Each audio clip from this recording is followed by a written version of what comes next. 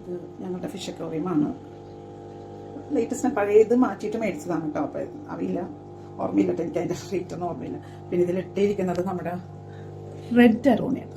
അതിൻ്റെ ബോഡിയിലൊരു ചിപ്പ് ചെയ്തിട്ടുണ്ട്, ഒരു നമ്പർ കൊടുത്തിട്ടുണ്ട് ഈ മീനിന് ഐഡൻറ്റിഫൈ ചെയ്യാനായിട്ട്. അത് സർട്ടിഫൈഡ് മീനാണെന്നൊക്കെ. റെഡിഷ് കളറായിട്ട് മാറുമല്ലോ. പക്ഷെ ഇത് പെട്ടെന്ന് ആയുമില്ല. ഇതെന്താ സംഭവിച്ചെന്നറിയില്ല. കഴിഞ്ഞ കൊല്ലം മേടിച്ചതാണ്. ഇപ്പോൾ 1 വർഷം 1 മാസമായി. അതിൻ്റെ കോസ്റ്റ് വന്നത് 2 മാസത്തുള്ള അരോണ മേടിച്ചപ്പോൾ, റെഡ് അരോണ മേടിച്ചപ്പോൾ 15,000 റുപ്പീസ് ആയിരുന്നു. പൈസയുടെ എല്ലാട്ടും ഞാനത് പറഞ്ഞത്, അതിൻ്റെ കോസ്റ്റ് ഞാൻ പറഞ്ഞതാണേ ഒരറിവിന് വേണ്ടിയിട്ട്.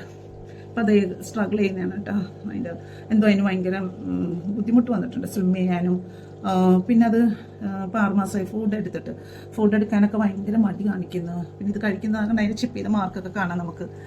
ഫുഡ് എടുക്കാൻ ഇത് ലാസ്റ്റ് സ്റ്റേജ് ആകുമ്പോൾ ഇത് തല ഇങ്ങനെ കുത്തി ടെയില് പൊക്കത്തോട്ട്. അപ്പോൾ ഒത്തിരി ട്രീറ്റ്മെൻ്റ് ഒക്കെ ചെയ്തു, പക്ഷേ I don't everything went in vein എന്നാണ് എനിക്ക് തോന്നുന്നത്. ആൻഡ് അതിൻ്റെ തെർമോമീറ്ററാണിത്, എൻ്റെ തെർമോമീറ്ററാണ്. ഇതൊക്കെ എല്ലാം നമ്മൾ ഇതിന് വേണ്ടി സ്പെഷ്യലൈസ് ഇതിന് വേണ്ടിയിട്ട് കുറേ സാധനങ്ങൾ മേടിച്ച് വെച്ചിട്ടുണ്ടായിരുന്നു, പക്ഷെ അറിയില്ല.